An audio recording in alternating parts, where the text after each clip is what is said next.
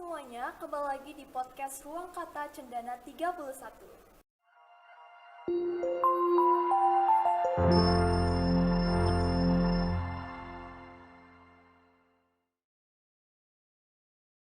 Ada pepatah yang mengatakan, tak kenal maka tak sayang. Supaya sayang, mari kita kenalan.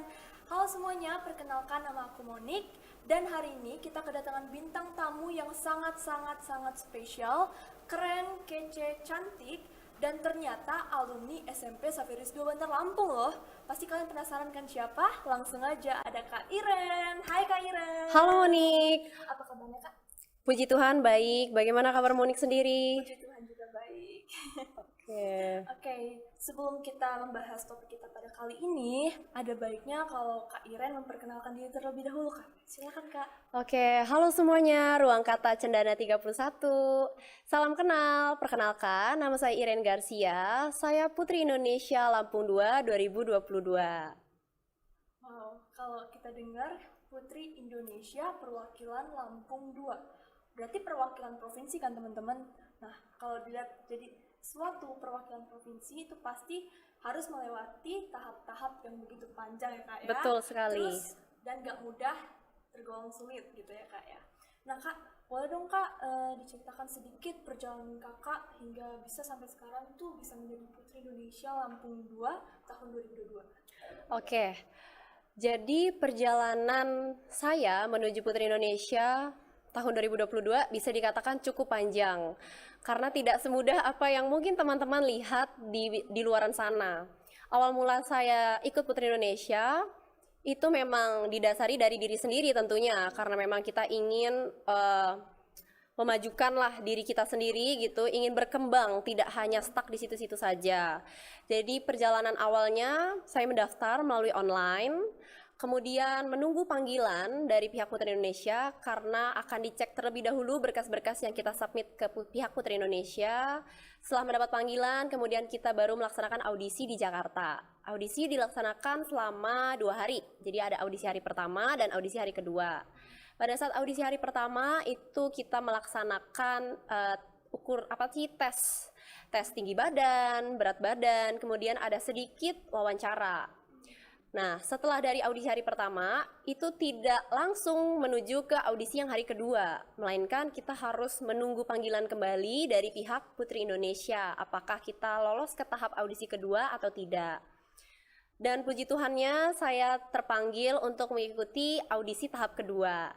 Jadi pada saat audisi tahap kedua, itu tes yang dilakukan adalah talent show dan ada deep interview.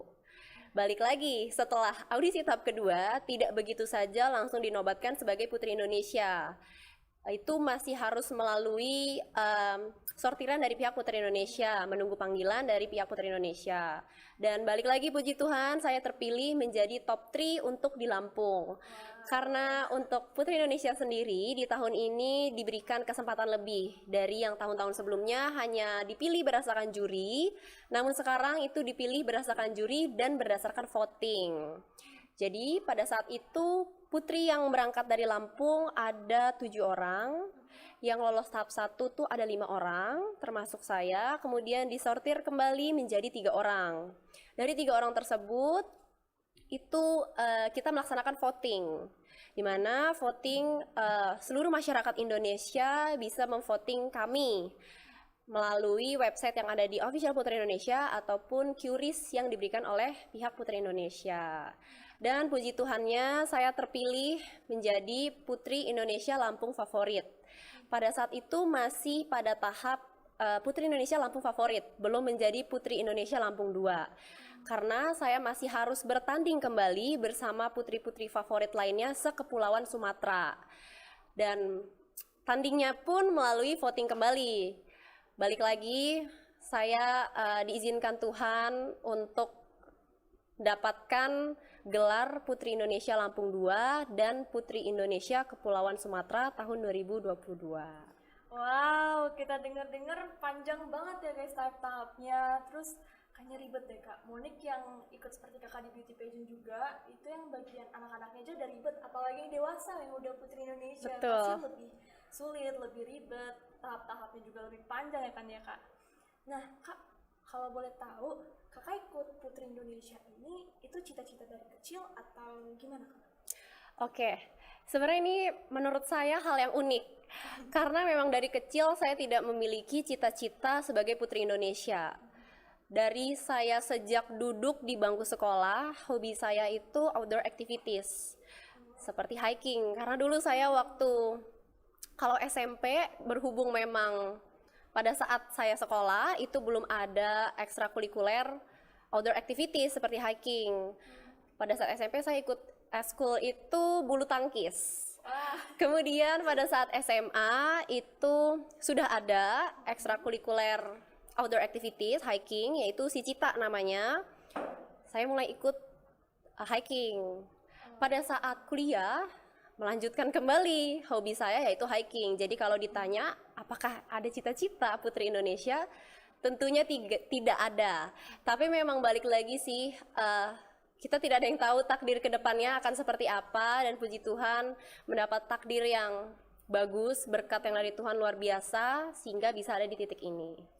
Oke, tadi kita udah dengar ya guys, udah berkenalan sedikit juga dengan Kak Iren, dan sekarang Kak kita masuk ke topik kita ya. Nah ini di episode Ruang Kata Cendana 31 hari ini kita punya topik yaitu Kartini.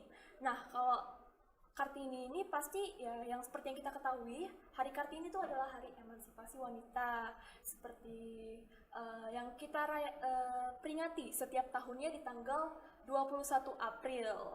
Nah, sosok Kartini itu kan adalah sosok yang cerdas, pejuang, pantang menyerah, berani, dan sosok yang inspiratif. Nah, ini Kak Monik mau tanya-tanya juga seputar Hari Kartini nih Kak. Nah, menurut Kakak, semangat perjuangan Kartini yang diperingati setiap tahunnya itu masih relevan atau enggak sih? Oke, menurut saya secara pribadi, peringatan Hari Kartini setiap tahunnya itu masih sangat relevan. Karena perjuangan Ibu R.A. Kartini itu tidak boleh putus hanya sampai di masanya saja, melainkan memang harus diperjuangkan sampai masa kini. Karena dengan adanya beliau, kita bisa menjunjung pendidikan hingga sampai saat ini setinggi-tingginya. Maka dari itu, menurut saya, dengan memperingati Hari Kartini setiap tahunnya itu masih sangat relevan. Mungkin memang dengan caranya yang berbeda-beda karena balik lagi, karena zaman sudah semakin maju. Betul, Monik setuju banget nih sama pendapatnya Kak Iren. Nah Kak, dulu tuh kan ada kan statement yang mengatakan kalau misalkan perempuan ngapain sih pendidikannya tinggi-tinggi, ujung-ujungnya toh di dapur. Nah, statement itu apa sih pendapat Kakak tentang itu? Sejujurnya itu memang pendapat yang seringkali saya dengar. Bahkan memang itu sudah tidak awam lagi di sekitar kita. Tapi itulah tugas kita sebagai anak milenial, kaum milenial, terutama mungkin perempuan, harus mengubah stigma yang ada di masyarakat. Karena tidak memang kita dilahirkan dan kodrat kita sebagai wanita itu untuk berumah tangga, mengurus semua pekerjaan yang ada di dapur. Tapi sesungguhnya dengan adanya juang Ibu R.A. Kartini itu membuktikan bahwa kita tuh tidak hanya bisa berkarir di dapur saja, melainkan kita juga bisa menempuh pendidikan kita setinggi mungkin. Karena perempuan akan melahirkan perempuan ataupun laki-laki. Dengan perempuan melahirkan perempuan ataupun laki-laki, itulah yang akan menjadi generasi selanjutnya. Dan sosok perempuan itu berperan penting dalam keluarga. Maka dari itu perempuan membutuhkan pendidikan yang tinggi dan memang kita harus membantu untuk merubah stigma yang ada di masyarakat bahwa perempuan multitasking, perempuan bisa berkarir di mana saja, tidak hanya berkarir di dapur saja. Oke, berarti perempuan itu boleh mendapatkan pendidikan yang setinggi-tingginya, tapi jangan lupa dengan kodratnya. Betul sekali. Dan pendidikan itu bukan hanya tentang gelar, tapi bekal untuk kedepannya ya Kak? Yes, betul. Nah Kak, balik lagi Kak, seberapa pentingnya sih Kak pendidikan itu untuk kaum perempuan gitu?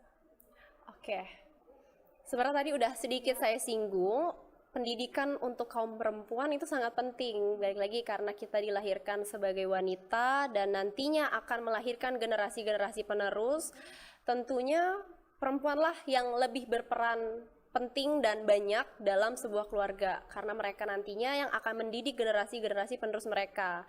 Maka dari itu, seorang perempuan membutuhkan pendidikan yang berkualitas baik pula karena nantinya mereka akan menurunkan pendidikan yang berkualitas kepada generasi penerus dan mereka pun akan menghasilkan sosok-sosok generasi penerus yang berkualitas pula dari bibit bebet bobot yang berkualitas pula. Wow, ini topiknya sangat-sangat dalam ya. Terus Betul. pendapat Kak Iren tuh bagus banget dan Monik setuju banget sama pendapat Kak Iren tadi. Nah, Kak, Monik mau tanya juga nggak sih Kak? Kan perempuan itu yang tadi punya kodratnya, boleh menempuh pendidikan yang setinggi-tinggi tapi jangan lupa untuk kodrat. Nah, apa sih Kak yang Kakak syukuri gitu sebagai perempuan? Oke. Yang saya syukuri sebagai perempuan tentunya dengan dilahirkan sebagai sosok perempuan itu menjadi salah satu hal yang sederhana yang sudah saya syukuri. Selain itu, perempuan memang diberikan identik oleh Tuhan dengan kecantikan, keindahan. Itu juga merupakan salah satu hal yang saya syukuri.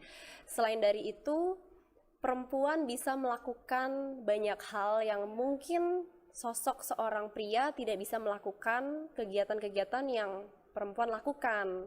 Seperti perempuan lebih multitasking dibandingkan dengan sosok seorang pria.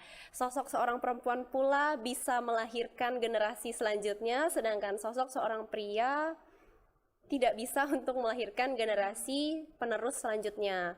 Jadi menurut saya dilahirkan menjadi seorang perempuan itu menjadi suatu hal yang membanggakan, menjadi suatu hal yang sangat disyukuri karena dibalik itu perempuan itu sangat luar biasa. Perempuan itu yang luar biasa, jadi kita harus syukur ya teman-teman untuk diri kita, untuk apa yang kita sekarang, dan ya kita harus upgrade diri kita untuk kedepannya. Betul. Kak, ya? Nah Kak, sekarang kan udah di era digital gitu, semuanya serba digital, kita tinggal search di Google, kita bisa membuka jendela dunia gitu loh. Yes. Nah, menurut Kakak, apakah sekolah formal kayak SD, SMP, SMA itu wajib atau enggak menurut Kakak? Pertanyaannya sangat menarik dan bagi saya sekolah formal itu masih diperlukan. Karena dengan adanya informasi terbuka dengan teknologi yang sekarang semakin maju itu kurang mendukung.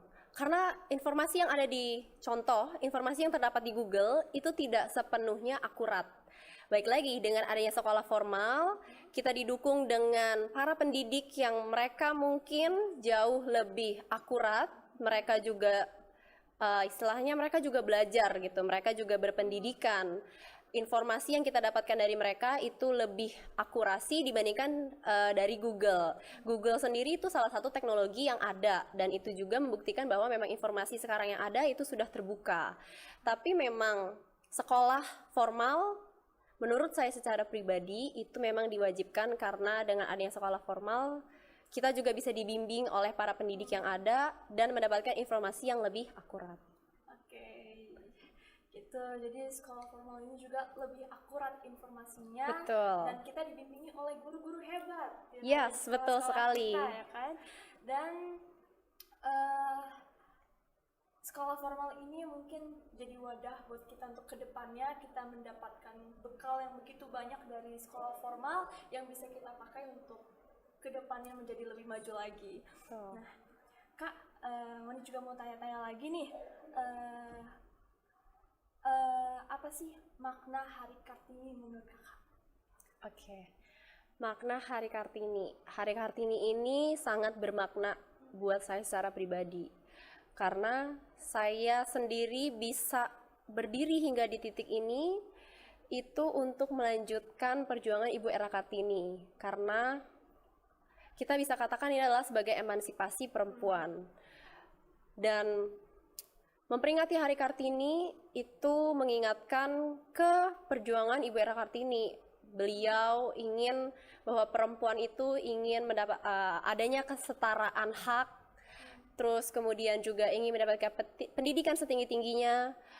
Maka dari itu dengan saya bisa berdiri di titik ini, saya juga merasakan bahwa Hari Kartini itu merupakan hari yang memang patut untuk kita hormati, kita peringati, dan kemudian juga harus kita perjuangkan. Oke, baik Kak. Ini kita udah di penghujung acara. Jadi boleh dong Kak kasih pesan-pesan untuk kaum milenial, terutama perempuan di Hari Kartini ini Kak. Oke, pesan-pesannya mungkin adalah bagi kaum milenials, terutama perempuan, kalian jangan pernah berhenti untuk menyerah, jangan putus asa, dan jangan merasa minder bahwa kita sebagai seorang perempuan. Karena menjadi seorang perempuan itu adalah merupakan salah satu anugerah Tuhan yang luar biasa, dan tentunya kita harus punya mimpi setinggi mungkin. Dan jangan lupa untuk tetap terus berusaha, karena mimpi yang tidak mungkin akan menjadi mungkin. Wow, thank you Kak Iren. Terima kasih juga Moni. Nah, Kak, nih yang terakhir deh Kak, yang terakhir nih. Satu kata yang menggambarkan sosok Ibu Kartini menurut Kakak apa? Satu kata, hanya boleh satu kata ya. Oke, kalau satu kata mungkin beliau adalah sosok pejuang. Pejuang. Yes, Ibu Kartini sosok pejuang. Oke, thank you Kak. Nah, teman-teman seperti yang Kak Iren bilang tadi, Kak Iren kan bakal mengikuti karantina nasional nih. Nah, baik Kak, mungkin ada yang ingin Kakak sampaikan ke teman-teman? Oke, halo teman-teman semua. Saat ini saya Iren Garcia, Putri Indonesia Lampung 2 tahun 2022.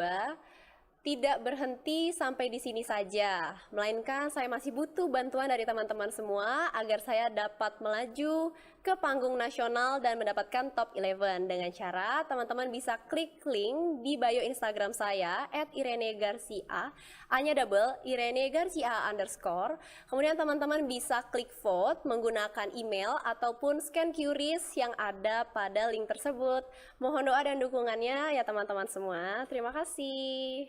Nah, itu dia guys, kita support dan doakan Kak Iren ya teman-teman. Jangan lupa juga untuk vote Kak Iren dengan cara seperti yang udah Kak Iren sampaikan tadi. Oke, thank you Kak Iren. Terima kasih juga. Terima kasih untuk waktu, kesempatan, dan bincang-bincang kita di podcast kali ini. Sukses buat Kakak terus.